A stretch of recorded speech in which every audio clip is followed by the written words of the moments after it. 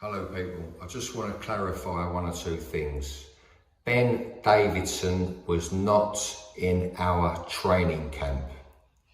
We saw him, he come about in, I believe, the last week of while we was winding down, but I saw him on the morning of the fight in the hotel room. Onto the fight, during the round, Billy Joe got injured. I briefed my corner team that Billy's eyes are injured, and I've got a towel for one of them in case I needed it. As Billy Joe walked towards me, as he walked towards me at the end of the round, I looked directly in his eyes. We had a little bit of dialogue, only a little bit of dialogue, but it was between us. He sits down. As he sits down in the corner, Ben Davidson got control and blew down his ear up. I let him have his 20 seconds because I knew what I was about to do on the state of that eye. So as he sat down, I had some more dialogue with Billy Joe, and that's private. And then I turned around and I waved the fight off as Billy Joe's trainer and head coach. It's as simple as that. I can't get any clearer than that. Now, Billy Joe needed looking after, and it was my job to do that. And listen, great fighters have done what Billy Joe Saunders has done and been in that position he's been in, and they come again. Now listen, I don't know what all the fuss is about, so I thought I'd get that off my chest because I keep getting phone calls, emails, and whatnot. And that's as plain, as simple as it is, and it can be. And that's what happened. What's good, family? Smash the like button and subscribe. So, as you might have seen by the title, Kugan Cassius has responded to the allegations that he has been touched by MTK-TRAPAHAN, otherwise known as Daniel Kinahan. Daniel MTK-TRAPAHAN Kinahan. Let me, in fact, you know what? Before we go into what Kugan said, let me give you, man, the overall, because obviously there'll be a certain amount of man who don't really understand what's been going on right now. Billy Saunders got washed. Yeah, no doubt. He got washed and he jacked in the corner. Immediately after the fight, Mark Tibbs, his trainer at the time, did an interview with 3 different people. IFL TV, which is Kugan Cassius, Behind the Gloves, Michelle the Fire Phelps, and Radio Raheem, seconds out. They all posted more or less the same time, immediately after the fight. Within an hour after the fight, their post-fight interviews with Mark were out. Mark said consistently the same theme. He said, listen, Billy came back to the corner, and I said, are we going to go out for another round? And he said, no more. Mark insisted, you know what? Can you give me another round, son? Because you've been talking a big game. Can you give me one more? Just one more. That's what a fighter would do. One more. Billy said, no more. Mark said, end of the day, ultimately, he won't give me the right signs for him to do another round. He won't give me the right signals. I won't get the right feels from him. Anyway, that interview obviously was pretty damning on Billy Ho. The whole controversy's been, did Billy Ho jack or not? Now, the narrative from Eddie Hearn and whatnot's been, it was Mark that pulled him out. It was Mark that pulled him out. Mark, immediately after in his post-fight interview, made it clear.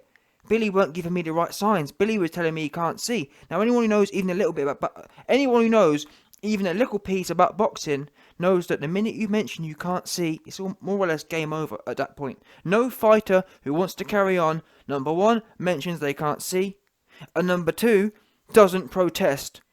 The bare minimum. If you want to carry on, you say, give me another round. That's the top quote to give. If your trainer's unsure, you say, coach, give me one more round to prove myself. Give me one more. That's the bare bones.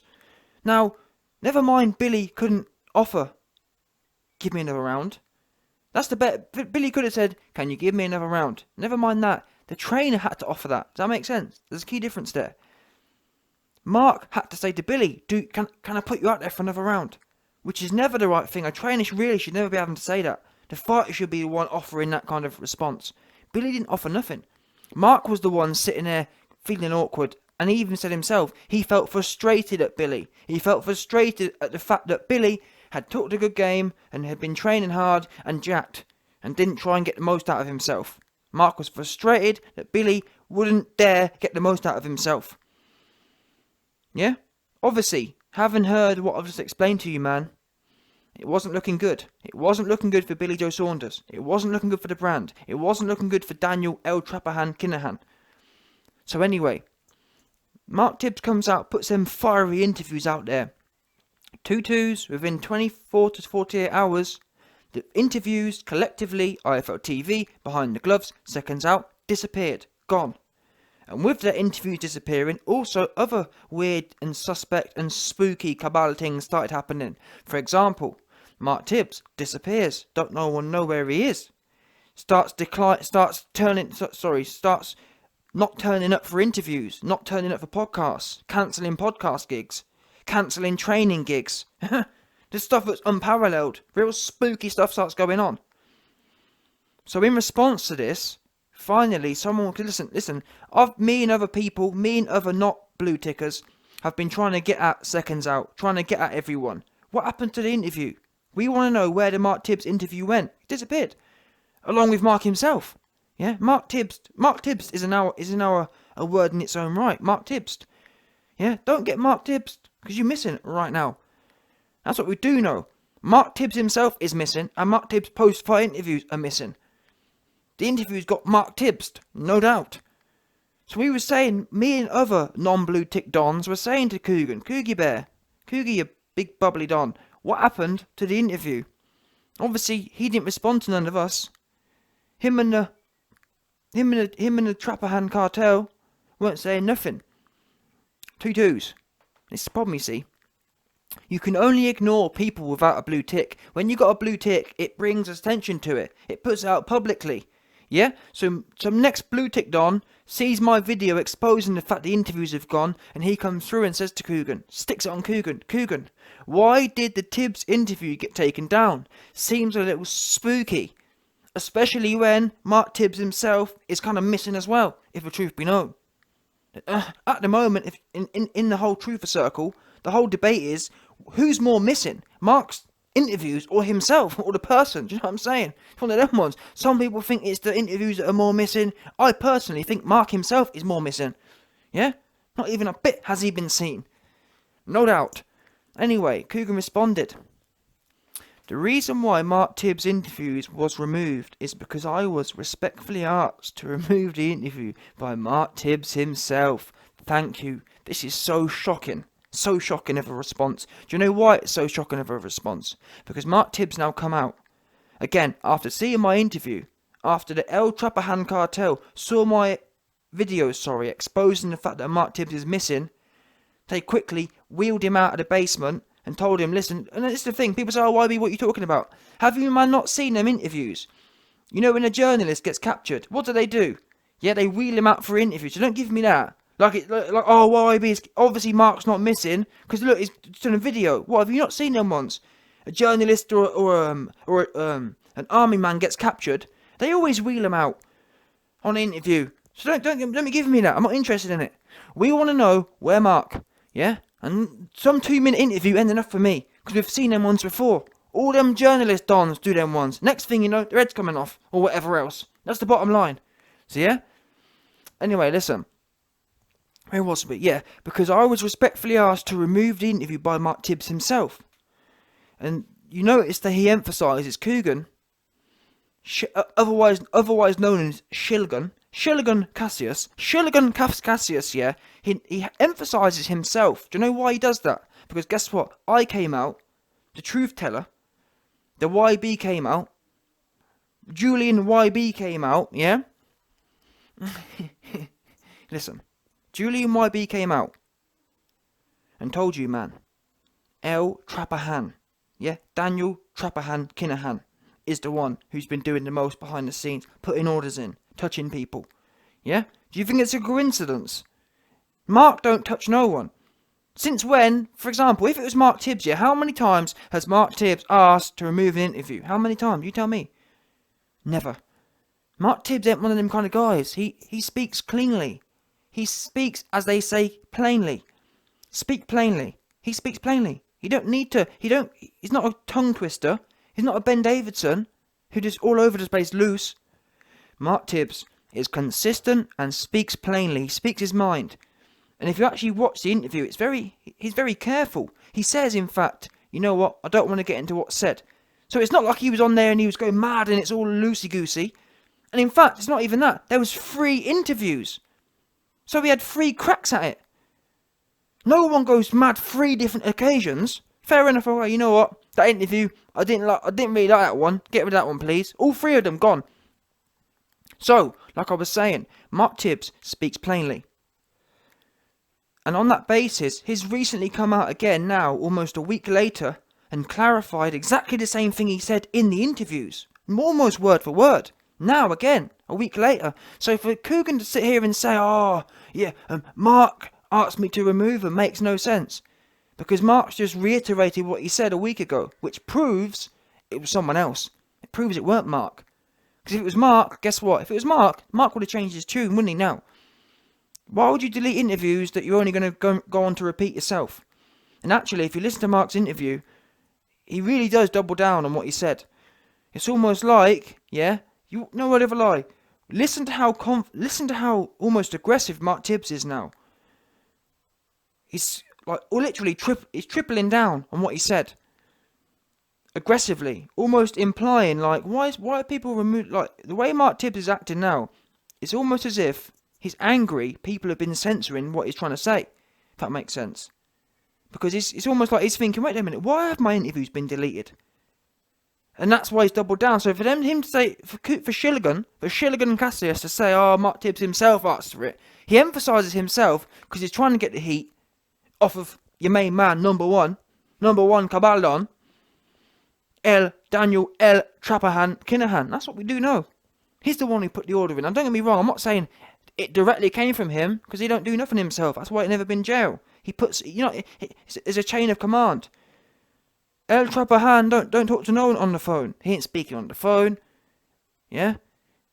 He ain't doing none of that goofy stuff that you man stay on Instagram and gassing the place. He ain't doing that. He ain't getting caught. He ain't going to jail. Yeah? There's a chain of command. There'll be about probably 10, 15 man, and it's all by whispers in the ear. Because you ain't catching him on no wire. It's as simple as that. No wire, no phones. Whispers. Yeah? No doubt. That's how he be communicating. So end of the day, I'm telling you, man, ultimately, but either way, essentially it's Trapahan Cartel. Trapahan Cartel are the ones who told these dons here, Coogan, get rid of it. It weren't Mark who said it, because if it was Mark, he wouldn't be tripling down on the same thing he said a week ago, would he?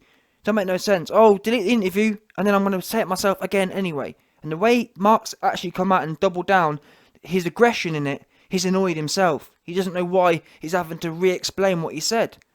Because he already said it a week ago, but unfortunately, the ones from a week ago got deleted. So he's having to come out. That's why Mark really came out. I spoke to Mark. Mark said, why I can't even lie to you. I'm having to come out and say it again, because these man of Trapahan got rid of all the ones I said before. I said, wow.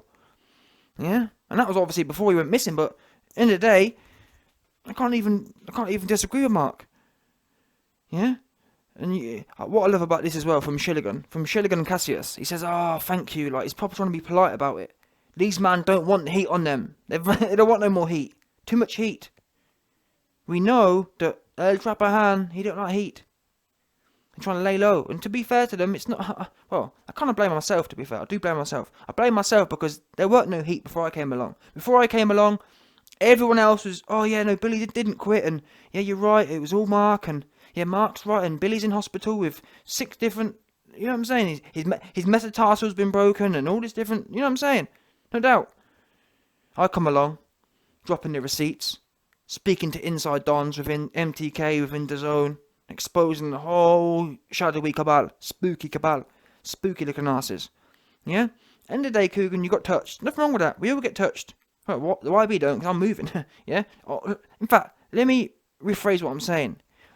You man who are sloppy, you man who stay in the same place, you get touched. Nothing wrong with that. Yeah, Coogan, you're too visible and you got touched.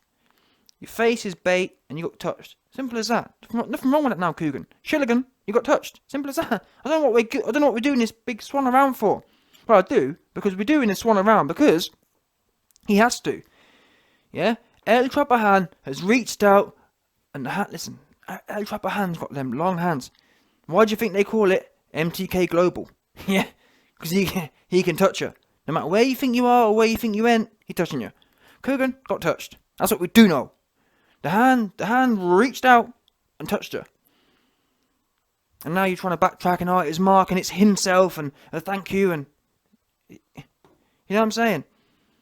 Just come out and be honest. Listen, the truth is, MTK is global and I got touched. Yeah? I got touched and the interview's gone. That's what you had to say. We can read in between the lines. It's not like it's some big... You know what I'm saying? It's not like it's, oh, well, that's shocking. No one's going to be shocked hearing you got touched by El-TRAPAHAN. Yeah? So, it is what it is. Coogan out here Shilligan, stays doing the most with his shiller mouth, but we know the truth. The truth is, you got touched and the interview's gone. Mark didn't ask to remove nothing. Just be honest with the people. You don't have to name names, just say I got touched and the interview's removed. No doubt.